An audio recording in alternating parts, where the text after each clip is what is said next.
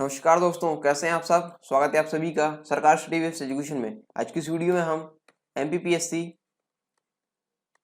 2020 के अंतर्गत मुख्य परीक्षा पाठ्यक्रम के अंतर्गत हम तृतीय प्रश्न पत्र यानी GS3 सामान्य अध्ययन 3 के अंतर्गत विज्ञान एवं तकनीकी के अंतर्गत इकाई का गुरुत्वाकर्षण बल, ये टॉपिक आज हम पढ़ने वाले हैं।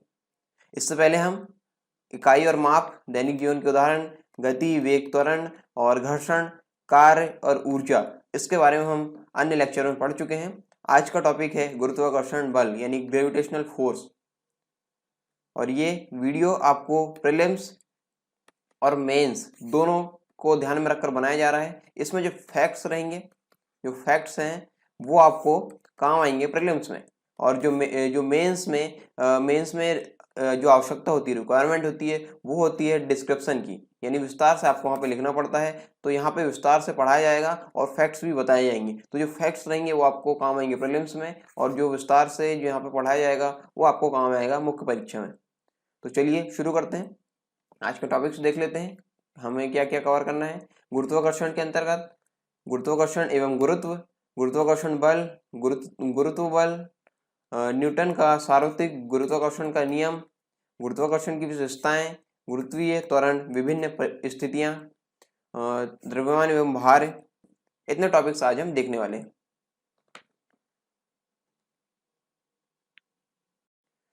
गुरुत्वाकर्षण एवं गुरुत्व देखते हैं क्या होता है। ब्रह्मांड में स्थित सभी द्रव्यमान युक्त पिंड एक दूसरे को अपनी ओर आकर्षित करते हैं। ठीक है, जितने भी पिंड है ब्रह्मांड में, जितने भी पिंड है वो एक दूसरे को अपनी ओर आकर्षित करते हैं। ठीक है, अपने द्रव्यमान के कारण, किसके कारण? अपने द्रव्यमान के कारण इन पिंडों द्वारा अन्य पिंडों पर आरोपित यह आकर्षण, जो भी पिंड है अपने द्रव्यमान के कारण जो अन्य पिंड पे जो आकर्षण लगाते हैं, ठीक है, ये आकर्षण कहलाता है गुरुत्वाकर्षण बल, यानी हम इसको इंग्लिश में बोलते हैं ग्रेविटेशनल फोर्स। ठीक है, ये क्या कहलाता है? ग्रेविटेशनल फोर्स यानी गुरुत्वाकर्षण बल। और यहाँ पे पिंडों की यह प्रवृत्ति गुरुत्व आकर्षण कहलाती है। ठीक है, पिंडों की यह प्रवृत्ति क्या कहलाती है? गुरुत्व आकर्षण। पिंड के द्वारा जो आरोपित बल रहता है वो आरोपित बल में जो आकर्षण होता है वो कहलाता है गुरुत्वाकर्षण बल। और जो पिंडों की ये प्रवृत्ति है एक दूसरे को आकर्षित करने की, ये प्रवृत्ति कहलाती है गुरुत्व आकर्षण। यह बल इतना क्षीण होता है या वीक होता है कि अधिकांश मामलों में इसका मापन लगभग असंभव है। ये मतलब क्षीण बल है, बहुत ही कमजोर बल कहलाता है। ठीक है, कमजोर बल। ब्रह्मांड के अन्य पिंडों के समान पृथ्वी भी अन्य सभी पिंडों पर गुरुत्वाकर्षण बल आरोपित करती है, जिसे गुरुत्व या ग्रेविटी कहते हैं। यहाँ पे ग्रेविटी का जिक्र हुआ है यानी गुरुत्व का जिक्र हुआ। गुरुत्व हम किसको बोलेंगे?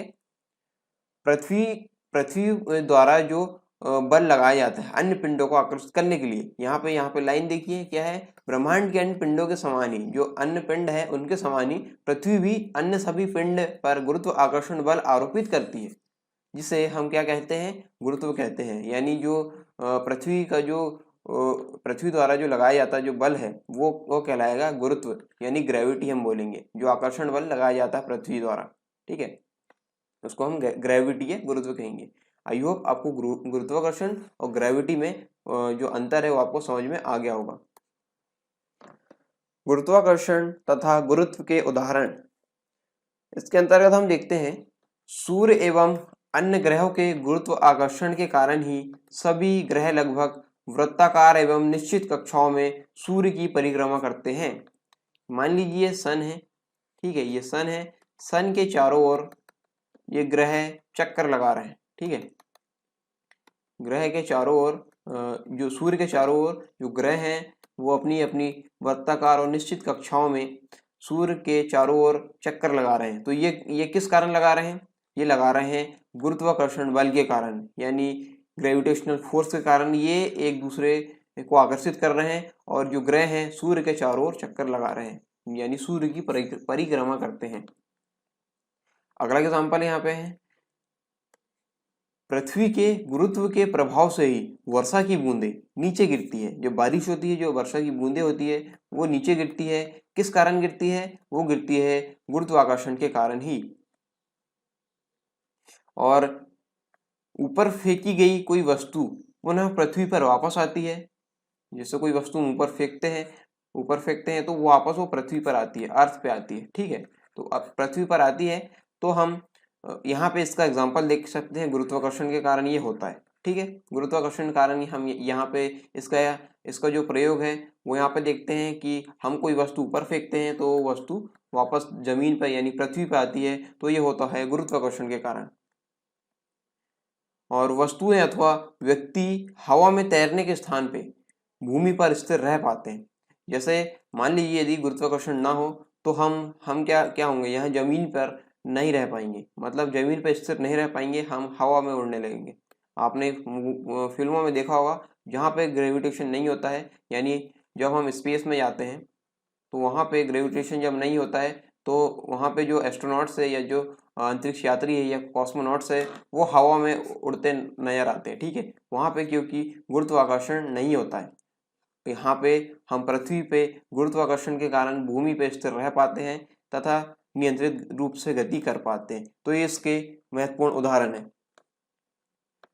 पृथ्वी के गुरुत्व एवं चंद्रमा के गुरुत्वाकर्षण के कारण ही, ठीक है, पृथ्वी के गुरुत्व एवं चंद्रमा के गुरुत्वाकर्षण के कारण ही चंद्रमा एक निश्चित कक्षा में पृथ्वी की परिक्रमा करता है।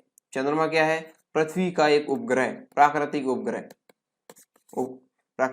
है। और ये क्या करता है?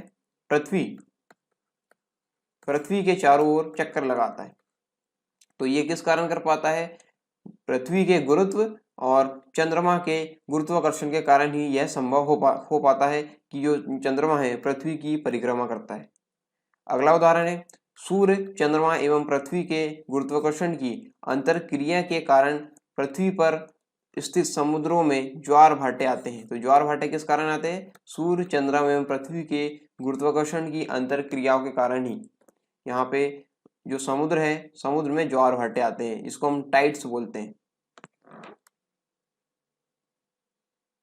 अब बात करते हैं गुरुत्व केंद्र की, यानी सेंटर ऑफ ग्रेविटी क्या होता है, इसकी परिभाषा हम देखते हैं। किसी भी वस्तु या पिंड का गुरुत्व केंद्र वह केंद्र होता है जिस पर उसका पूरा भार केंद्रित होता है। ठीक है, क्या होता है? फिर से रिपीट करता हूं मैं। किसी भी वस्तु या पिंड का गुरुत्व केंद्र वह केंद्र होता है जिस पर उसका पूरा भार केंद्रित होता है। जैसे कोई वस्तु है, उस पर कोई ऐसा बिंदु जरूर होता है जहां पर धागा लगाकर उसे उठाया जाए, तब वह पूरी वस्तु संतुलन की अवस्था में उठती है। ये हम एग्जाम्पल के तौर पे देखते हैं। या फिर आपने देखा होगा कि कोई गेंद, आपने देखा होगा जो खिलाड़ी रहते हैं गेंद को, जैसे ये इस फोटो में देखिए, ये गेंद को अपने उंगली में घुमा लेते हैं। ये कैसे घुमा पाते हैं? क्या कारण है इसके पीछे? तो जो गुरुत्व केंद्र होता है, गुरुत्व केंद्र पे जो होता है द्रव्यमान, वहां पर अपनी उंगली रखते हैं। ठीक है, और वहां से संतुलन बनाते हैं और संतुलन बना के इस गेंद को घुमा पाते हैं, क्योंकि इसका जो पूरा भार है उस बिंदु पर केंद्रित होता है, उस गुरुत्व केंद्र पर केंद्रित होता है। ठीक है, तो इस कारण हम इसके एग्जाम्पल देख पाते हैं। अन्य एग्जाम्पल भी आपने देखा होगा जो गुरुत्व केंद्र से संबंधित होते हैं। जो भी वस्तु गोल होती है या फिर गोल के अलावा और भी जो वस्तु है, जैसे हम एग्जाम्पल पे देखते हैं यहाँ पे, जैसे बेलन है, गोले हैं या अर्धगोले हैं, इस प्रकार की वस्तु हम देखते हैं कि गुरुत्व केंद्र कहाँ पे होता है। हर एक अलग अलग आकार और आकृति की वस्तुओं का गुरुत्व केंद्र अलग अलग जगह होता है। जैसे खोखले बेलन का गुरुत्व केंद्र, ठोस शंकु का गुरुत्व केंद्र, अर्धगोले का गुरुत्व केंद्र, त्रिभुज का गुरुत्व केंद्र इत्यादि। तो हम देखते हैं बेलन का गुरुत्व केंद्र, बेलन यानी सिलेंडर इस प्रकार होता है। ठीक है, ये बेलन है। बेलन की अक्ष की आधी दूरी या h/2 ये इसकी हाइट है, ठीक है, ऊंचाई है, ऊंचाई, इसको पूरी ऊंचाई है h, और इसकी ऊंचाई है और यहाँ पे जो ऊंचाई का आधा, ठीक है, आधा यानी h/2, इस पर बेलन का गुरुत्व केंद्र केंद्रित होता है। ठीक है, यहाँ पे गुरुत्व केंद्र होता है, कहाँ पे, h/2, कहाँ पे होता है, अक्ष की आधी दूरी या h/2 पर गुरुत्व केंद्र केंद्रित होता है। अब गोले पे देखते हैं। गोले में जो होता है गुरुत्व केंद्र, वो गोले के केंद्र पर ही होता है, गोले के केंद्र पर ही होता है, जैसा कि हमने इस वाले एग्जांपल पे देखा, गेंद वाले एग्जांपल पे। अर्धगोले का गुरुत्व केंद्र, किसी अर्धगोले का गुरुत्व केंद्र उसकी ऊर्ध्वाधर अक्ष पर आधार से 3r/8 दूरी पर होता है। कहाँ होता है, 3r/8 दूरी पर होता है अर्धगोले का गुरुत्व केंद्र। शंकु का गुरुत्व केंद्र, शंकु का आकार इस तरह से होता है, ठीक है, ये शंकु है। किसी शंकु का गुरुत्व केंद्र उसकी ऊर्ध्वाधर अक्ष, ये दो अक्ष होते हैं, एक तो ये है क्षैतिज अक्ष और ये है ऊर्ध्वाधर अक्ष, ठीक है, ये हो गया क्षैतिज अक्ष और ये हो गया ऊर्ध्वाधर अक्ष, ठीक है, ऊर्ध्वाधर अक्ष। तो ऊर्ध्वाधर अक्ष पर आधार से h/4 दूरी पर होता है। ऊर्ध्वाधर अक्ष पे आधार से, ये आधार ये है, यहाँ से h/4, यहाँ पे कहीं होगा h/4 बिंदु, तो h/4 दूरी पर होता है, आधार से h/4 दूरी पर होता है शंकु का गुरुत्व केंद्र। अब हम पढ़ते हैं न्यूटन का सार्वत्रिक गुरुत्वाकर्षण का नियम। न्यूटन द्वारा प्रतिपादित सार्वत्रिक गुरुत्वाकर्षण नियम के अनुसार प्रत्येक कण अथवा पिंड या प्रत्येक कण अन्य सभी कणों अथवा पिंडों पर एक बल लगाकर उन्हें अपनी ओर आकर्षित करता है। ठीक है, क्या करता है, इसमें जो कोई भी पिंड है या कण है दूसरे पिंड पर बल लगाकर अपनी ओर आकर्षित करता है। अब देखते हैं इसके आगे, किन्हीं दो पिंडों के मध्य प्रभावी आकर्षण बल यानी गुरुत्वाकर्षण बल उन दोनों पिंडों के द्रव्यमानों के गुणनफल का समानुपाती यानी डायरेक्टली प्रोपोर्शनल तथा उन दोनों पिंडों के मध्य की दूरी के वर्ग के व्युत्क्रमानुपाती यानी इन्वर्सली प्रोपोर्शनल होता है। कहने का मतलब क्या है, हम यहाँ पे जो भौतिकी के संबंध में यहाँ पे देखेंगे, जो गणितीय रूप है इसका यहाँ पे देखेंगे। ठीक है, गुरुत्वाकर्षण का नियम कहता है, सार्वत्रिक गुरुत्वाकर्षण का नियम जो न्यूटन द्वारा प्रतिपादित है, उसमें यह कहता है कि जो दो पिंड है, ठीक है, कोई भी दो पिंड है, उनके मध्य, मान लीजिए कि पहला पिंड है जिसका द्रव्यमान है m1 और दूसरा पिंड है जिसका द्रव्यमान है m2, इनके मध्य जब गुरुत्वाकर्षण बल लगेगा तो वो कैसा होगा, तो दो पिंडों के मध्य कार्यरत जो बल गुरुत्वाकर्षण बल होगा वो समानुपाती होगा किसके, इन दोनों पिंडों के द्रव्यमान के गुणनफल के, यानी F समानुपाती है। यहाँ पे देखिए ये जो स्टेटमेंट लिखी है उसके बारे में यहाँ पे बता रहा हूँ, m1 into m2, ठीक है, ये क्या है, ये बोला गया है कि इन दोनों वस्तुओं के द्रव्यमान के गुणनफल के समानुपाती होता है। ठीक है, ये क्या है, एक लाइन का हमने अर्थ यहाँ पर समझा। अब दूसरी लाइन में ये भी था कि तथा इन दोनों के बीच की दूरी, इन दोनों के बीच की जो दूरी है, इन दोनों के बीच की दूरी जो है, उनके जो दूरी है, दूरी के वर्ग के व्युत्क्रमानुपाती होता है। ठीक है, वर्ग का व्युत्क्रमानुपाती होता है, यानी F समानुपाती 1/r²। r यहाँ पे क्या है, दो पिंडों के बीच की दूरी, तो यही यहाँ पे देखिए। अब यहाँ पे देखिए, ये यहाँ पे समीकरण 1 बना दिया गया है, F समानुपाती m1 into m2। तो ये पहली जो कंडीशन वो यहाँ पे भौतिकी के रूप में यहाँ पे दी गई है, यानी या फिर गणितीय रूप में यहाँ पे दी गई है।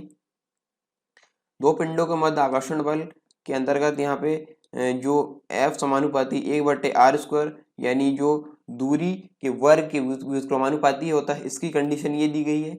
यानी यहाँ पे ये इक्वेशन 2 हो गई, ये इक्वेशन 1 और ये हो गई इक्वेशन 2, यानी समीकरण 1 और समीकरण 2।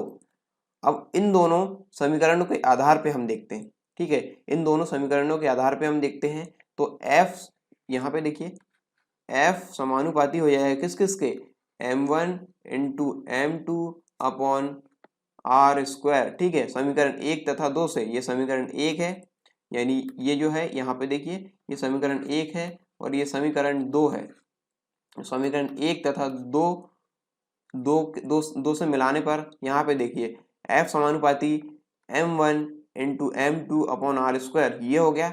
अब यहाँ पे देखिए f बराबर क्या हो जाएगा, f बराबर हो जाएगा, समानुपाती का चिन्ह हटेगा तो यहाँ पे एक नियतांक आता है, नियतांक हो गया g, ठीक है। समानुपाती का जब भी चिन्ह हटता है तो यहाँ पे बराबर जब हम लगाते हैं तो साथ में एक नियतांक भी आता है। तो g into m1 into m2 upon में होता है आर स्क्वायर। तो यही होता है गुरुत्वाकर्षण के सार्वत्रिक जो नियम है, ठीक है, न्यूटन का गुरुत्वाकर्षण का जो सार्वत्रिक नियम है उसका फॉर्मूला F बराबर g into m1 into m2 upon R square, ये इसका फॉर्मूला है। जहाँ पे g क्या है, g एक सार्वत्रिक गुरुत्वाकर्षण नियतांक है, यानी यूनिवर्सल ग्रेविटेशनल कांस्टेंट इसको इंग्लिश में बोलते हैं। और सार्वत्रिक गुरुत्वाकर्षण नियतांक उस आकर्षण बल के बराबर होता है जो एकांक दूरी 1 मीटर पर स्थित दो एकांक द्रव्यमानों यानी प्रत्येक 1 किलोग्राम वाले पिंडों के मध्य कार्य करता है, ठीक है। यहाँ पे जी की वैल्यू हम देखते हैं, तो जी को यहाँ पे रहने दीजिए, ठीक है। चलिए मैं इसको मिटा देता हूँ। तो यहाँ पे जब जी का मान हम निकालेंगे वो कैसे निकालेंगे, देखिए यहाँ पे है f बराबर, यहाँ से देखिए f बराबर g into m1 into m2 upon R square, ये है। अब देखिए यहाँ पे f बराबर हो जाएगा, f के बराबर रख रहे हैं हम, वहाँ पे f को बराबर नहीं रखेंगे, ठीक है। अब देखिए ये यहाँ पे g है तो g को हम यहाँ पर रहने देंगे और बाकी को जो लेफ्ट हैंड साइड है यानी LHS है उस साइड पहुंचा देंगे, ठीक है। तो f यहाँ पे पहले g को इस साइड कांस्टेंट रख दीजिए, g बराबर हो जाएगा m1 इंटू m2, यहाँ पे गुणा में है तो ये यहाँ पे जब इनकी साइड चेंज होगी तो ये चल जाएंगे भाग में, m1 इंटू m2, ठीक है। और ये जो भाग में है आर स्क्वायर, वो जब इसकी साइड चेंज होगी तो ये चले जाएगा गुणा में। तो इस प्रकार ये g बराबर हो जाएगा f R square upon m1 into m2। तो ये g का मान यहाँ पे हो गया। उसी को हम यहाँ पे देखते हैं, देखिए ये जो कोटेशन दी गई है, जो ये कथन है उसके बारे में हम बात करते हैं। अब आपको यहाँ पे और अच्छे समझ में आएगा। जो g है सार्वत्रिक गुरुत्वाकर्षण नियतांक यानी यूनिवर्सल ग्रेविटेशनल कांस्टेंट जो है उसे आकर्षण बल के उस आकर्षण बल के बराबर होता है, यानी जो g है उस आकर्षण बल के बराबर होता है जो एकांक दूरी पर स्थित, जो एकांक दूरी है यहाँ पे स्थित, यानी एकांक मतलब एक, ठीक है, एकांक दूरी पर स्थित दो एकांक द्रव्यमानों, ठीक है, ये दो एकांक द्रव्यमान है, दो एकांक द्रव्यमान, ठीक है, m1 और m2 दो एकांक द्रव्यमान है 1-1 किलोग्राम के। दो एकांक द्रव्यमानों वाले पिंडों के मध्य कार्य करता है, ठीक है, क्या करता है, कार्य करता है, किस किस के मध्य, दो एकांक द्रव्यमान वाले पिंडों के मध्य ये कार्य करता है। और इसका जो मान है वो क्या होता है, इसका मान होता है 6.7 गुणित 10 की घात ऋण 11, ठीक है, 6.67 गुणित 10 की घात ऋण 11, ये इसका मान होता है किसका, g का। g बराबर होता है 6.67 गुणित 10 की घात ऋण 11। इसका मात्रक होता है newton metre square upon kilogram square. ये कैसे आया, ये देखिए, जो इससे पहले हमने जो फॉर्मूला हमने देखा था g का, g बराबर था f into R square upon m1 into m2। देखिए आप यहाँ से किसी भी चीज का जो एसआई मात्रक है वो आप बहुत ही आसानी से निकाल सकते हैं यदि आपको उस चीज का सूत्र यानी फॉर्मूला पता हो। ठीक है, तो यहाँ पे देखिए इसका जो मात्रक है वही निकालने के लिए हमने इस सूत्र को यहाँ पे निकाला था। जी बराबर है F R square upon m1 into m2। ठीक है, इतना था। तो यहाँ पे देखिए एफ का मात्रक यानी फोर्स यानी बल का मात्रक जो है वो यहाँ पे न्यूटन, आर स्क्वायर यानी आर यानी हो गया यहाँ पे दूरी, तो दूरी का मात्रक होता है मीटर, तो मीटर यहाँ पे दिए तो मीटर ये है। इसके बाद क्या है एम, मीटर कितनी बार यहाँ पे 2, तो मीटर का स्क्वायर लगा दिया हमने। अब यहाँ पे m1 इंटू m2, तो एक m1 यानी पहले का द्रव्यमान और दूसरे का द्रव्यमान, तो क्या हो जाएगा m1 इंटू m2, तो यहाँ पे दो kg आ रहा है तो हमने यहाँ पे लगा दिया स्क्वायर यानी kg का स्क्वायर। ठीक है, किलोग्राम स्क्वायर। तो ये यहाँ पे दिया गया है, इसका जो मात्रक है 6.67 गुणित 10⁻11 न्यूटन मीटर स्क्वायर अपॉन या बटे में किलोग्राम स्क्वायर है, जो संपूर्ण ब्रह्मांड में सर्वत्र नियत रहता है। ठीक है, कहीं भी चले जाओ जो जी का मान है वो हमेशा नियत रहेगा, इसलिए इसको हम बोलते हैं क्या, सार्वत्रिक गुरुत्वाकर्षण नियतांक यानी यूनिवर्सल ग्रेविटेशनल कांस्टेंट। ठीक है, आगे समझ में गुरुत्वाकर्षण का नियम और उसके कांस्टेंट यानी जो नियतांक है उसके बारे में। अगला टॉपिक है गुरुत्वीय क्षेत्र यानी ग्रेविटेशनल फील्ड। क्षेत्र क्या होता है? ठीक है, किसी पिंड का क्षेत्र, और यहाँ पे गुरुत्वीय क्षेत्र से इसका क्या संबंध है। मान लीजिए कोई पिंड है, ये पिंड, इसका जो गुरुत्वाकर्षण बल है इतने एरिया में लग रहा है। ठीक है, इतने एरिया में कोई दूसरा पिंड है जो इस पिंड का गुरुत्वाकर्षण बल अनुभव कर सकता है, इस क्षेत्र में कर सकता है, तो इतना जो क्षेत्र हो जाएगा वो हो जाएगा गुरुत्वीय क्षेत्र। उस पिंड का जो होगा हो जाएगा गुरुत्वीय क्षेत्र हो जाएगा। तो ठीक है, इसको बहुत ही आसान भाषा में हमने समझे। अब इसकी परिभाषा हम देखते हैं। किसी पिंड के चारों ओर स्थित वह संपूर्ण क्षेत्र जिसमें उस पिंड के गुरुत्वाकर्षण बल का अनुभव किया जा सके, उस पिंड का गुरुत्वीय क्षेत्र कहलाता है। ठीक है, यही हमने यहाँ पे देखा। और याद रहे जो परिभाषाएं हैं जो 3 नंबर यानी 3 मार्क्स में पूछी जा सकती है। मुख्य परीक्षा उत्तर लेखन जब आप करेंगे, और यदि प्रीलिम्स यानी एमसीक्यू वाले जो पोर्शन में आप जब अपीयर होंगे, ठीक है, ये कोई भी एग्जाम में आप जब अपीयर होंगे तो यहाँ पे इससे संबंधित फैक्ट पूछे जाएंगे।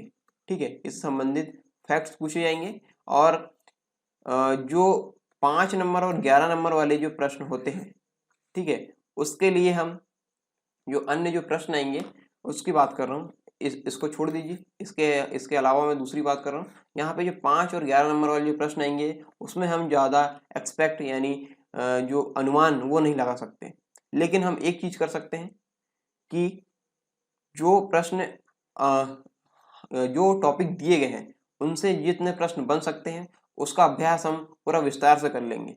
ठीक है, तो विस्तार से जब हम कर लेंगे तो कोई भी प्रश्न आए, चाहे वो 5 नंबर में आए फिर 11 नंबर में आए, हम उसका इतना प्रयास कर लेंगे कि हम दोनों में उसे लिख सकेंगे। ठीक है, 5 नंबर में हमें 5 नंबर में हमें 50 शब्द में लिखना पड़ता है, 50 शब्द में हमें लिखना पड़ता है। और 11 अंक में हमें लिखना पड़ता है 200 से 250 के मध्य। ये इसकी रहती है, जो भी रहती है, जो इसकी शब्दों की सीमा रहती है वो 200 से 250 के आसपास रहती है ज़्यादातर एग्जाम्स में। तो या फिर जो दीर्घ वाले रहते हैं उसकी इतनी यहाँ पे वो रहती है रेंज, तो उसके अनुसार भी हम जो विस्तार है उसको भी हम पढ़ रहे हैं, तो आप आसानी से लिख सकेंगे। अब पढ़ेंगे गुरुत्वीय क्षेत्र की तीव्रता, इंटेंसिटी ऑफ ग्रेविटेशनल फील्ड। ये क्या होती है तीव्रता, देखते हैं इसकी परिभाषा। किसी पिंड के गुरुत्वीय क्षेत्र में, किसी पिंड के गुरुत्वीय क्षेत्र क्या होता है, ये पिंड है, पिंड के चारों ओर का वह क्षेत्र यहाँ पे कोई दूसरा पिंड इसका गुरुत्वाकर्षण का अनुभव कर सके, जैसा कि हम पिछली स्लाइड में देख चुके हैं। गुरुत्वीय क्षेत्र में किसी पिंड के गुरुत्वीय क्षेत्र में किसी बिंदु पर स्थित एकांक द्रव्यमान वाले पिंड पर कार्यरत बल की मात्रा।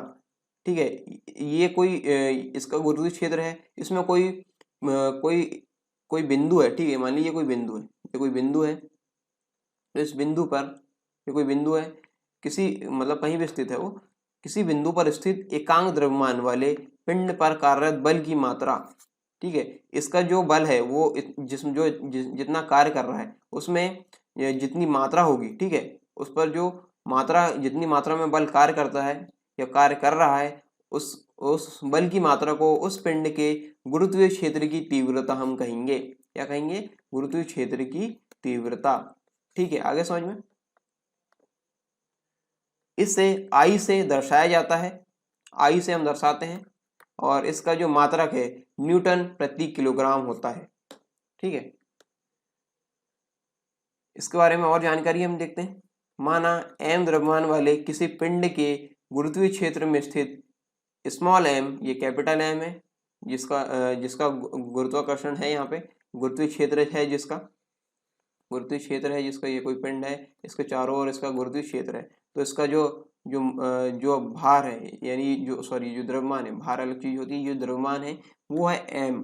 ठीक है, m द्रव्यमान है, और जो वाले किसी पिंड के गुरुत्वीय क्षेत्र में स्थित m द्रव्यमान वाले, यानी ये छोटा पिंड है, वो उसका द्रव्यमान है m, या छोटा, या फिर या दूसरा हम जो ले रहे हैं, ठीक है, बड़ा भी हो सकता है, या छोटा भी ले सकते हैं, या फिर ये जो उसी के बराबर भी हो सकता है। ठीक है, तो यहाँ पे हम दर्शाने के लिए, हम इसको अलग अलग दर्शाने के लिए हम इसका जो मान है, एक का मान ले रहे हैं हम कैपिटल M और दूसरे का ले रहे हैं स्मॉल m। ठीक है, माना m द्रव्यमान वाले किसी पिंड के गुरुत्वीय क्षेत्र में स्थित स्मॉल m द्रव्यमान वाले पिंड पर आरोपित F बल जो आरोपित हो रहा है, तो यहाँ पे F बल आरोपित हो रहा है, तो गुरुत्वीय क्षेत्र की तीव्रता क्या होगी? तो गुरुत्वीय क्षेत्र की तीव्रता बराबर होती है गुरुत्वीय क्षेत्र में स्थित पिंड पर आरोपित बल बटे पिंड का द्रव्यमान।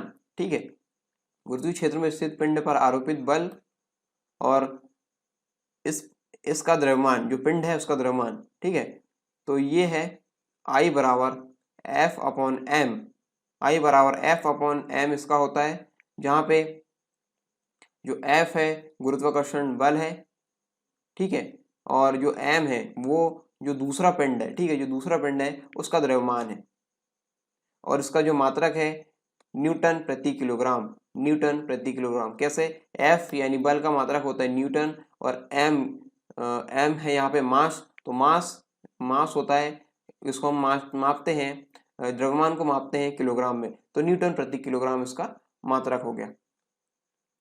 m द्रव्यमान वाले पिंड से r दूरी पर स्थित m द्रव्यमान वाले पिंड से r दूरी पर स्थित स्मॉल m द्रव्यमान वाले एक अन्य पिंड पर आरोपित गुरुत्वाकर्षण बल, जो दूसरे पिंड पर जो आरोपित गुरुत्वाकर्षण बल होगा वो क्या होगा, देखते हैं। F बराबर G M capital M upon small capital M into small m।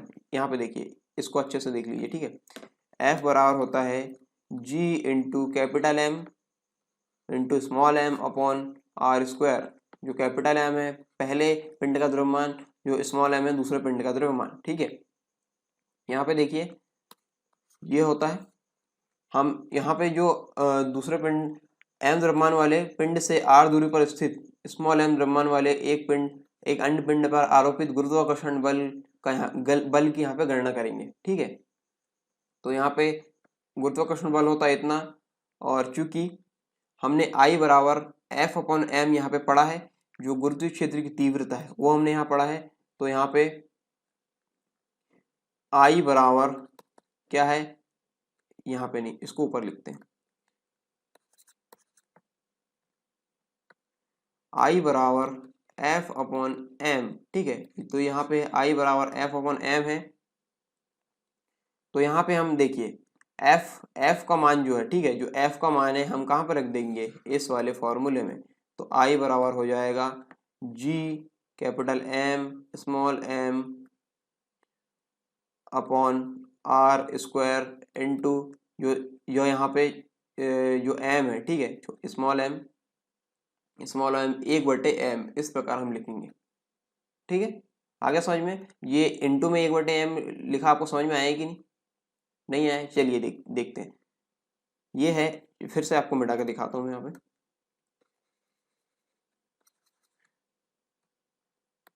ये आई बराबर है G capital M small M upon R square. इतना समझ में आया?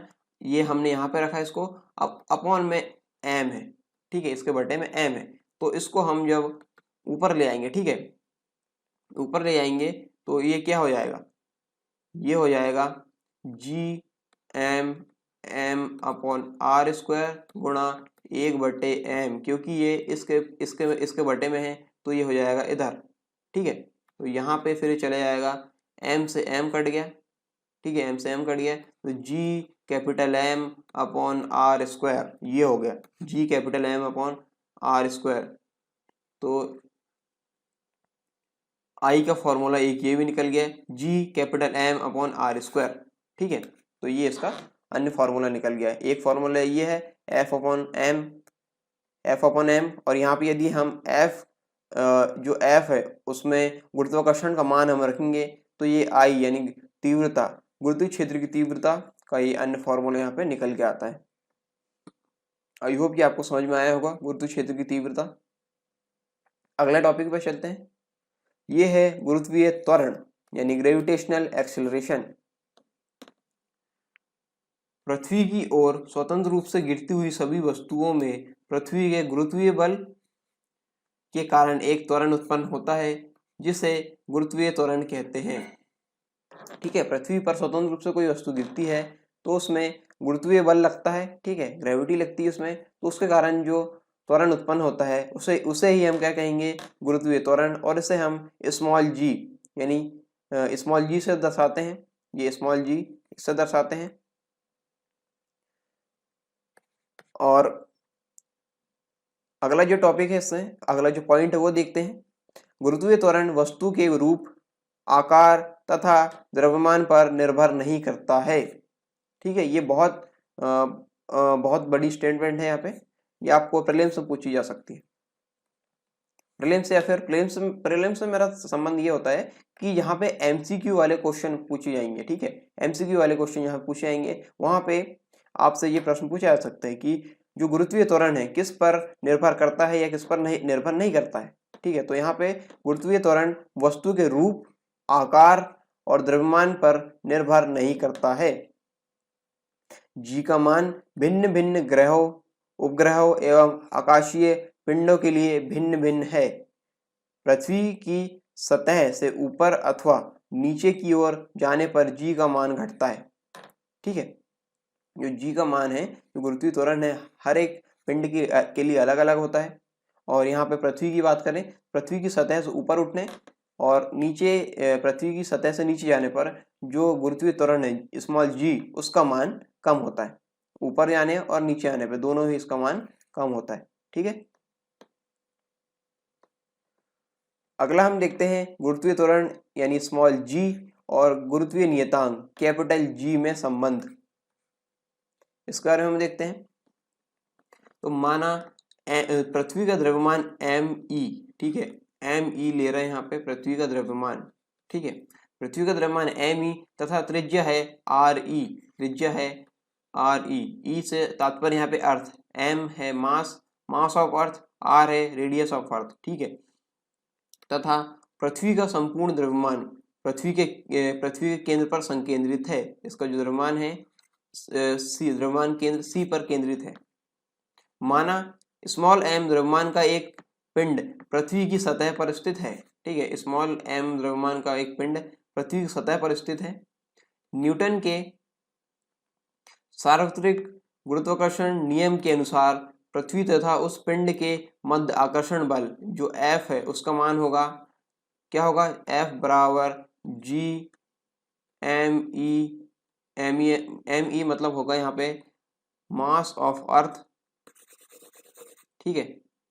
फिर से लिख रहा हूं मैं, आप देखिए, F बराबर G into M E into M upon R E square, ठीक है। आर ई यहाँ पे इसकी त्रिज्या है कि इसकी पृथ्वी की त्रिज्या, तो ये होगा इसका फॉर्मूला। आगे देखते हैं, गुरुत्वाकर्षण बल F के कारण ही गुरुत्वीय त्वरण G उत्पन्न होता है, ठीक है। किसके कारण होता है गुरुत्वाकर्षण बल उत्पन्न, गुरुत्वीय त्वरण उत्पन्न? गुरुत्वाकर्षण बल के कारण ही गुरुत्वीय त्वरण यानी स्मॉल जी उत्पन्न होता है, तो न्यूटन के द्वितीय गति नियम के अनुसार, न्यूटन का द्वितीय गति नियम होता है F बराबर एम ए, ठीक है, F बराबर एम ए इसका फॉर्मूला होता है। यहाँ पे ग्रेविटेशन के संबंध में F बराबर mg हो जाएगा, ठीक है, जो A है, जो त्वरण है, गुरुत्वीय त्वरण में हम यहाँ पे इसको परिवर्तित कर देंगे, तो F बराबर mg यहाँ पे हो गया। जैसे यहाँ पे दिया गया है बल बराबर द्रव्यमान गुणित त्वरण, तो F बराबर हो गया m गुणा g, जहाँ स्मॉल g गुरुत्वीय त्वरण है, हम देख चुके हैं। अब यहाँ पे देखिए, अब यहाँ पे फॉर्मूले रखिए, F बराबर mg हो गया, ठीक है, और F बराबर यहाँ पे क्या है, g m e into M upon R E, यानी आर ई स्क्वायर यहाँ पे हो गया, आर ई यानी radius of earth, M E हो गया यहाँ पे, मैं यहाँ पे लिख देता हूँ, ठीक है, एम ई बराबर मास ऑफ अर्थ यानी पृथ्वी का द्रव्यमान, और आर ई हो गया रेडियस ऑफ अर्थ यानी पृथ्वी की त्रिज्या, पृथ्वी की त्रिज्या, ठीक है, ये दो चीजें हो गई। अब देखिए F का मान ये भी है गुरुत्वाकर्षण नियम के अनुसार, और यहाँ पे गति के द्वितीय नियम के अनुसार यहाँ पे F का मान है F बराबर ma या mg, ठीक है। तो जब हम इन दोनों समीकरण को मिलाएंगे, समीकरण 1 और समीकरण 2 को, ठीक है, समीकरण 1 और समीकरण 2 को जब हम मिलाएंगे तो F बराबर इतना है, F बराबर यहाँ पे mg है, ठीक है, तो दोनों जब F बराबर है तो ये दोनों ही बराबर होंगे, ठीक है, समीकरण 1 तथा 2 से, समीकरण 1 तथा समीकरण 2 से यहाँ पे देखते हैं, समीकरण 1 तथा समीकरण 2 से क्या हो जाएगा, यहाँ पे ये जो यहाँ पे कंडीशन बनी है M G is equal, M G क्या है यहाँ पे समीकरण 2 है, बराबर हो जाएगा जी एम अर्थ एम गुणा एम ई गुणा M upon R E square, ठीक है। ये जो है यहाँ पे जो आया है ना, यहाँ पे कंफ्यूज मत होना, ये जो स्टेप है वो मैं आपको बताना चाह रहा हूँ कि ये कैसे आई है, ये जो स्टेप है वो कैसे आई, ये आपको बताने का मेरा प्रयास है। ये जो वाली, ठीक है, ये वाली जो है, तो ये इस प्रकार से आई, एम जी बराबर G M E into M upon R square, R E square, ठीक है, ये यहाँ पे आ गया, ठीक। अब यहाँ पे हम देखते हैं जो g है, g को इसने यहाँ पर रहने दिया, और जो m है m को पहुंचा दिया इधर साइड यानी राइट हैंड साइड में, तो राइट हैंड साइड जब पहुंचा है तो ये चले गया बटे में, और यहाँ पे g m e m upon R E square into M है, तो ये m से m यहाँ पे कट गया, बचा क्या g गुणा M E upon R E square, जो m जो फिर यहाँ पे अंतिम जो रिजल्ट है यानी जो परिणाम है, यहाँ पे क्या बचा, स्मॉल g बराबर हो गया कैपिटल जी गुणा M E upon R E square, ठीक है। ये देखिए यहाँ पे समझिए, इसका जो अंतिम जो फॉर्मूला है वो देखिए, यहाँ पे हो गया g बराबर हो गया capital G M E upon R E square, ये हो गया, ठीक है। तो ये है इसी में संबंध, इसमें गुरुत्वाकर्षण नियतांक यानी कैपिटल जी, ये कैपिटल जी हो गया, और गुरुत्वीय त्वरण यानी स्मॉल जी, इन दोनों में संबंध यहाँ पे निकल गया। देखिए फिर से मैं आपको समराइज करके बताया तो इसको कैसे निकला। ये हमने जो गुरुत्वाकर्षण बल है उसका फॉर्मूला लिए, और गुरुत्वीय त्वरण है उसका फॉर्मूला लिए, ठीक है, दोनों का लिए, और यहाँ पे हमने गुरुत्वीय त्वरण वाले कंसेप्ट में हमने न्यूटन के द्वितीय गति का नियम का उपयोग किया, ठीक है। तो यहाँ पे F ये भी बल है और गुरुत्वाकर्षण का जो बल है वो भी बल है, तो यहाँ पे समीकरण 1 और समीकरण 2 हमने बनाए थे, ठीक है। तो F बराबर ये दो कंडीशन है, तो ये जो LHS बराबर RHS हो जाएंगे, ठीक है। तो यहाँ पे m इंटू जी बराबर हो जाएगा, क्या किए थे हमने m इंटू जी, यहाँ पे देखिए ये नीचे वाले स्टेप में m इंटू जी बराबर हो जाएगा ये वाला जो है गुरुत्वाकर्षण नियतांक के बराबर, हम उसको रख देंगे, ठीक है। तो यहाँ पे फिर ये कंडीशन निकली, फिर g का मान हमने, g का संबंध वो है हमने निकाल दिया किससे, कैपिटल जी से, स्मॉल g का मान हमने कैपिटल जी से निकाल दिया, तो ये होता है इसमें संबंध। आई होप आपको समझ में आया होगा। आगे देखते हैं इससे संबंधित पॉइंट, प्रत्येक पिंड या अथवा अपग्रह, प्रत्येक पिंड अथवा ग्रह का द्रव्यमान एवं त्रिज्या भिन्न भिन्न है, इसलिए उनके गुरुत्वीय त्वरण का मान भी भिन्न भिन्न होता है। गुरुत्वीय त्वरण का मान भिन्न भिन्न होता है, हमने पिछली स्लाइड में देख चुके हैं। गुरुत्वीय त्वरण स्मॉल जी का मान किसी वस्तु के भार पर निर्भर नहीं करता है। ठीक है, ये आप याद रखिए। गुरुत्वीय त्वरण का जो मान है किसी वस्तु के भार पर निर्भर नहीं करता है। अर्थात यदि एक समान ऊंचाई से अलग अलग भार वाले पिंडों को गिराया जाए तो वे पृथ्वी की सतह पर आदर्श परिस्थितियों यानी वायुमंडल का घर्षण शून्य या नगण्य मानते हुए जब हम लेंगे तो वो एक साथ पहुंचेंगे। ठीक है, स्मॉल जी का मान पृथ्वी की सतह पर अधिकतम तथा चंद्रमा पर स्मॉल जी का मान पृथ्वी के गुरुत्वीय त्वरण का 1/6 गुना होता है। ठीक है, जो ग्रेविटी है, चंद्रमा की ग्रेविटी और पृथ्वी की ग्रेविटी हम देखते हैं, वो देखिए कैसे होगी। मान लीजिए इसमें अंतर समझिए, बहुत ही अच्छा कॉन्सेप्ट मैं आपको बता रहा हूँ। 60 केजी वजन यदि उसका पृथ्वी पर है, ठीक है, 60 केजी वजन उसका पृथ्वी पर है, तो वहां पे हम जो ग्रेविटी है उसके अनुसार हम देखेंगे तो पृथ्वी के गुरुत्वीय त्वरण का 1/6 हो जाती है। ठीक है, तो 1/6 हो जाएगी तो इसका जो भार हो जाएगा, ठीक है, इसका वजन हो जाएगा 1/6 गुणा 60, तो 10 केजी वहाँ पे जो चंद्रमा पे है उस पर वहाँ पे किसी पिंड का भार हो जाएगा जिस पिंड का भार पृथ्वी पर 60 किलोग्राम है। ठीक है, ये इसका एग्जाम्पल के तौर पर मैंने आपको बताया। जब हम आगे और पढ़ेंगे तो इसके जो द्रव्यमान और भार, ये अलग अलग चीजें होती है, इन दोनों में अंतर हम पढ़ेंगे, तब ये कंसेप्ट मैं आपको और अच्छे से समझाऊंगा। स्मॉल जी और कैपिटल जी में अंतर। स्मॉल जी क्या होता है?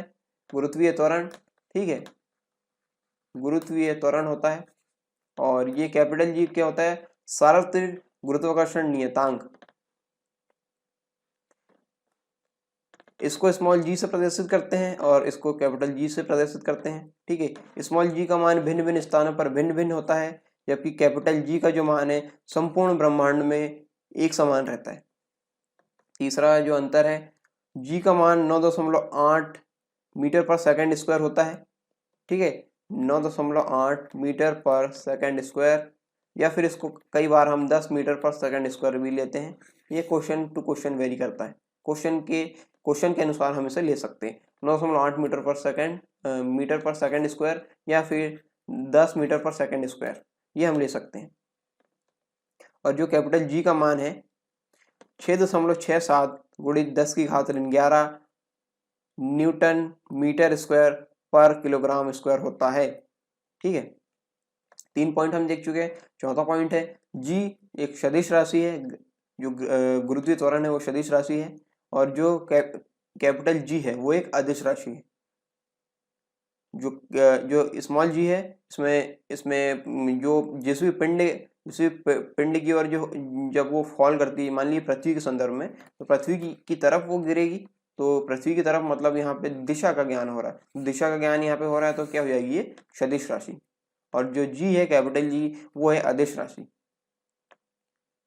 यहाँ पे मात्रक दिया है, मात्रक में भी हम अंतर देख लेते हैं, मीटर पर सेकंड स्क्वायर होता है, और यहाँ पे कैपिटल जी का जो मात्रक है न्यूटन मीटर स्क्वायर पर किलोग्राम स्क्वायर। ठीक है, यहाँ पे ये होता है। जो मैं बात कर रहा था गुरुत्वीय त्वरण के अनुसार जो वस्तु का भार है, इससे पहले वाली स्लाइड में, वो हम यहाँ पे विस्तार से पढ़ेंगे। देखिए ये क्या कहना चाह रहा है। पृथ्वी चंद्रमा पर गुरुत्वीय त्वरण एवं वस्तुओं का भार, यहाँ पे देखते हैं। चंद्रमा की सतह पर गुरुत्वीय त्वरण कितना होता है? चंद्रमा की सतह पर गुरुत्वीय त्वरण होता है 1.625 मीटर पर सेकंड स्क्वायर, इतना होता है। जो पृथ्वी के गुरुत्वीय त्वरण का लगभग 1.6 भाग है।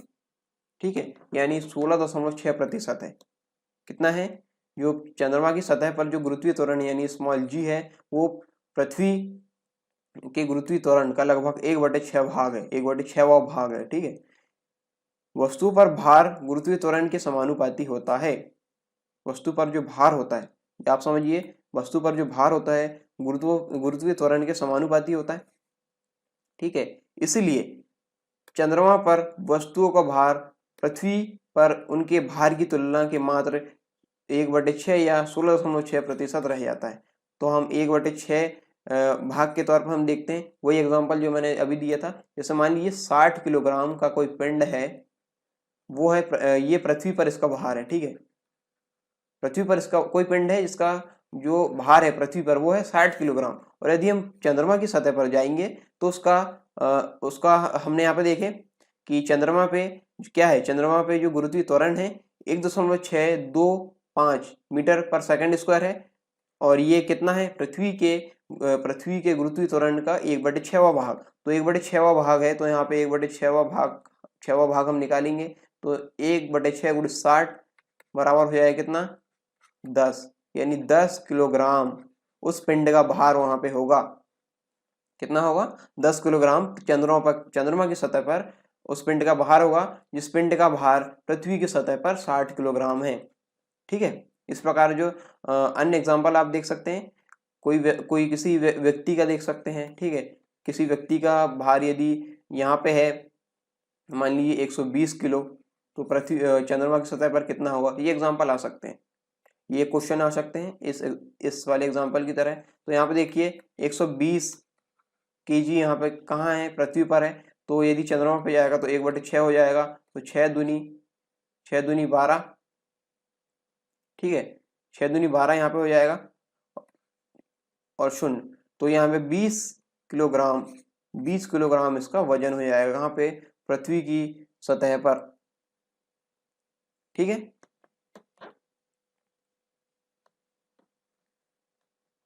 गुरुत्वीय विभव हम देखते हैं, ग्रेविटेशनल पोटेंशियल क्या होता है। गुरुत्वीय क्षेत्र के किसी बिंदु पर गुरुत्वीय विभव कार्य की वह मात्रा है, ध्यान समझ रहे हैं यहाँ पे।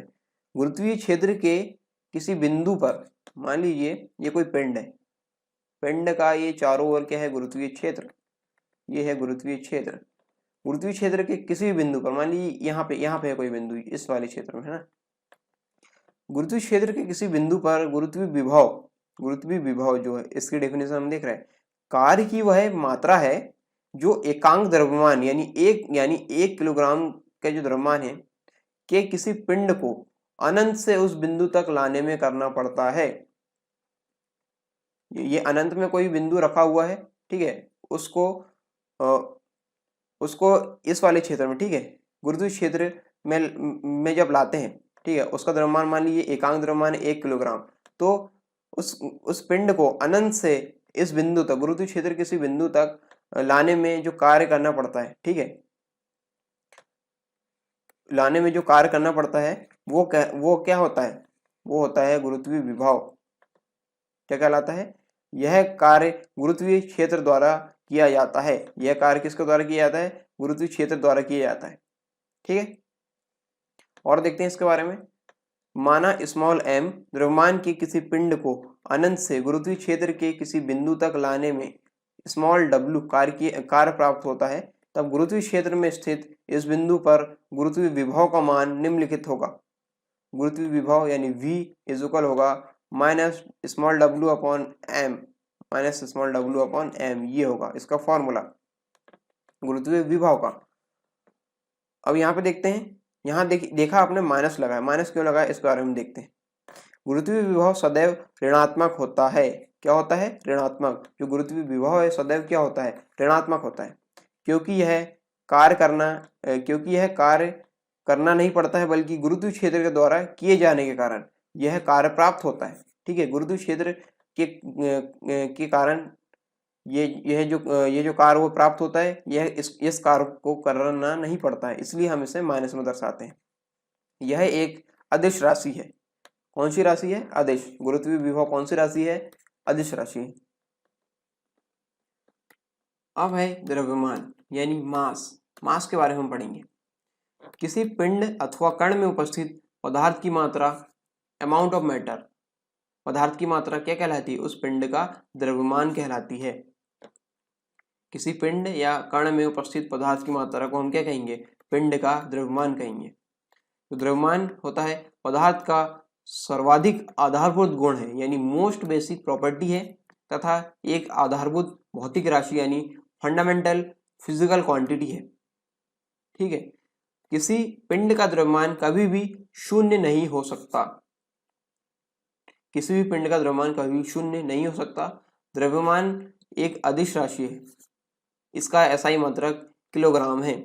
कभी भी शून्य क्यों नहीं हो सकता? क्योंकि कोई पिंड है, किसी न किसी पदार्थ से मिलकर बना है, तो पदार्थ की मात्रा वहां पे होगी, तो मात्रा वहां पे होगी तो उसका जो द्रव्यमान है वो कभी भी शून्य नहीं हो सकता।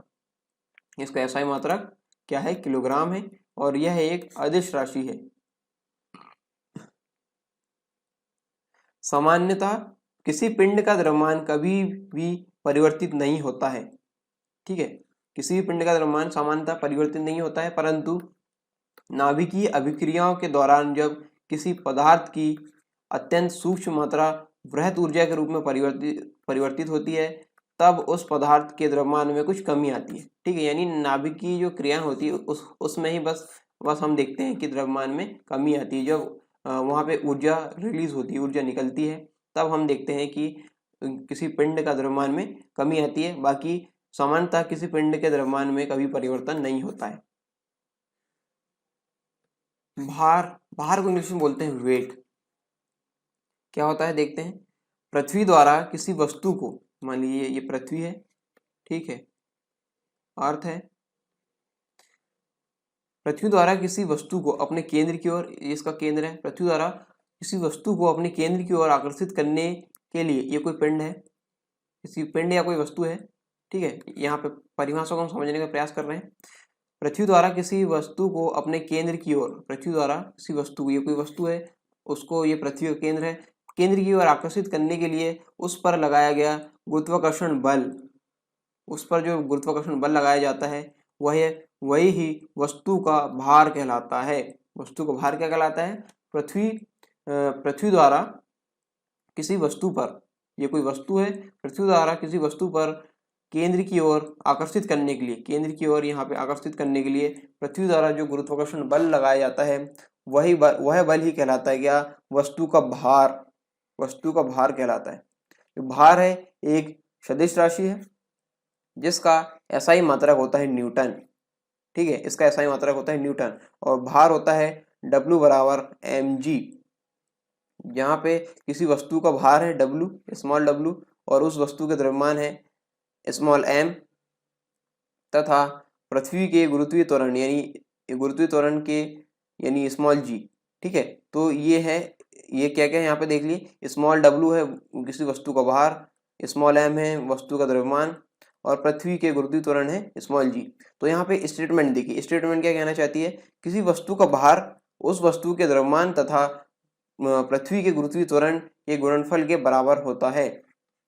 जो वस्तु का भार होता है किस किस के गुणनफल के बराबर होता है? उस वस्तु के द्रव्यमान तथा पृथ्वी के गुरुत्वीय त्वरण के गुणनफल के बराबर होता है, यानी W बराबर होता है mg, W बराबर होता है mg। यहाँ पे कंडीशन दी गई है, यहाँ पे कंडीशन ये दी गई है, माना m किलोग्राम द्रव्यमान की कोई वस्तु पृथ्वी से एक निश्चित ऊंचाई से मुक्त रूप में गिराई जाए तो, ठीक है। यहाँ पे m द्रव्यमान की कोई वस्तु है, पृथ्वी से एक निश्चित ऊंचाई से मुक्त रूप से गिराई जाए, तब वहाँ पे भार को यहाँ पे कैलकुलेट किया जा रहा है। तो यहाँ पे देखिए, पृथ्वी की ओर स्वतंत्र रूप से गिरती हुई वस्तु का भार बराबर होगा वस्तु पर पृथ्वी द्वारा आरोपित आकर्षण बल। तो W बराबर हो जाएगा, W यानी उसका भार हो जाएगा capital G, capital M, ME यानी पृथ्वी का द्रव्यमान, स्मॉल m यानी वस्तु का द्रव्यमान, और ये है r² यानी उन दोनों के बीच की दूरी। तो ये इसका फॉर्मूला हो जाएगा, ठीक है। किसका? यदि m द्रव्यमान की कोई वस्तु पृथ्वी से एक निश्चित ऊंचाई से मुक्त रूप से गिराई जाए तो ये इसका भार हम ऐसे निकालेंगे। और भार का जो फॉर्मूला होता है वो ये भी होता है, W बराबर mg, W बराबर mg इसका फॉर्मूला होता है। यहाँ पे इस वाले फॉर्मूले में देखिए, यहाँ पे कैपिटल G क्या है? कैपिटल G है गुरुत्वाकर्षण नियतांक, सार्वत्रिक गुरुत्वाकर्षण नियतांक। ME है यहाँ पे मास ऑफ अर्थ यानी पृथ्वी का द्रव्यमान। स्मॉल m है यहाँ पे, स्मॉल m वस्तु का द्रव्यमान, और r जो है, r क्या है? रेडियस यानी पृथ्वी, रेडियस सॉरी यहाँ पे है डिस्टेंस, रेडियस नहीं, पृथ्वी और उस पिंड के बीच की दूरी या उस वस्तु के बीच की दूरी जो एक निश्चित ऊंचाई से मुक्त रूप से गिर रही है। ठीक है, आगे समझ में। अगला टॉपिक देखते हैं, अगला जो पॉइंट है, यद्यपि वस्तु का द्रव्यमान स्मॉल m सदैव एक समान रहता है। ठीक है, जो स्मॉल m है सदैव एक समान रहता है, परंतु वस्तु के स्थान में परिवर्तन के साथ पृथ्वी के केंद्र से उसकी दूरी में परिवर्तन होता है। किस किस्म परिवर्तन होता है? स्थान के साथ पृथ्वी के केंद्र से उसकी दूरी में परिवर्तन होता है। परिणाम स्वरूप गुरुत्वीय त्वरण का मान भी परिवर्तित होता है। किसका परिवर्तित होता है मान? गुरुत्वीय त्वरण का मान, स्मॉल g का मान परिवर्तित होता है। इसलिए वस्तु का भार स्थान के सापेक्ष परिवर्तनशील होता है। वस्तु का भार स्थान के सापेक्ष परिवर्तनशील होता है। किसके सापेक्ष परिवर्तनशील होता है? वस्तु का भार स्थान के सापेक्ष वस्तु का भार परिवर्तनशील होता है। ठीक है, पृथ्वी के केंद्र पर गुरुत्वीय त्वरण स्मॉल g का मान शून्य होगा। पृथ्वी के केंद्र पर स्मॉल g का मान कितना होगा? शून्य होगा। इसलिए वस्तु का भार भी शून्य हो जाएगा। पृथ्वी के केंद्र पर बात हो रही है। ठीक है, ये पृथ्वी है, पृथ्वी का एक केंद्र है, पृथ्वी के केंद्र पर गुरुत्वीय जो त्वरण है उसका मान शून्य होगा, इसलिए वस्तु का भार भी वहां पे शून्य हो जाएगा। यदि कोई व्यक्ति पृथ्वी पर विषुवत रेखा पर खड़ा है तो पृथ्वी के केंद्र से उसकी दूरी ध्रुवों की अपेक्षा अधिक होगी। ये देखिए, यहाँ समझिए चित्र में। यार चित्र गलत हो गया, एक मिनट। ये है, मान लीजिए पृथ्वी। ठीक है, तो यहाँ पे है विषुवत रेखा, ये हो जाएगी विषुवत रेखा यानी भूमध्य रेखा जिसको हम बोलते हैं, भूमध्य रेखा भी बोलते हैं या विषुवत रेखा के नाम से इसको जानते हैं। ठीक है, तो यहाँ पे ये हो जाएगा ध्रुव, ये ध्रुव, ये भी है ध्रुव, ये हो गया उत्तरी ध्रुव, ये हो गया दक्षिणी ध्रुव। तो यहाँ पे देखिए कंडीशन क्या कह रहा है, यदि कोई व्यक्ति पृथ्वी पर विषुवत रेखा पर खड़ा है, विषुवत रेखा पर खड़ा है, तो पृथ्वी के केंद्र से उसकी दूरी ध्रुवों की अपेक्षा अधिक होगी। इसलिए उसका भार, उसका जो भार है पृथ्वी विषुवत रेखा पर कम, पृथ्वी की विषुवत रेखा पर कम तथा ध्रुवों पर अधिक होगा, ध्रुवों पर अधिक होगा, नॉर्थ पोल और साउथ पोल में। ठीक है, अगला है द्रव्यमान तथा भार में अंतर। अंतर देखते हैं इसमें दोनों में क्या है। किसी वस्तु में निहित कुल द्रव्य की मात्रा वस्तु का द्रव्यमान कहलाती है, ये इसकी परिभाषा है। एक अंतर ये हो गया।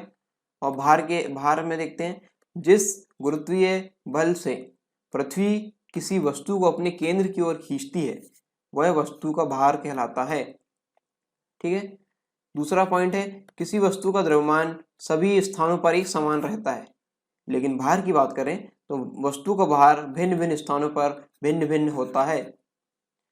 द्रव्यमान एक अदिश राशि है जबकि भार एक सदिश राशि है। ठीक है, द्रव्यमान का मापन भौतिक तुला द्वारा किया जाता है, भार का मापन कमानीदार तुला यानी स्प्रिंग स्केल द्वारा किया जाता है। किसके द्वारा? स्प्रिंग स्केल, कमानीदार तुला के द्वारा किया जाता है। पांचवा है, किसी स्थान पर g का मान, स्मॉल g का मान शून्य होने पर भी द्रव्यमान का परिमाण अपरिवर्तित रहता है, लेकिन किसी स्थान पर स्मॉल g का मान शून्य होने पर वस्तु का भार शून्य हो जाता है। ठीक है, जैसे कि हमने देखा था कि केंद्र पर जब हम जा रहे थे तो वस्तु का भार शून्य हो रहा था।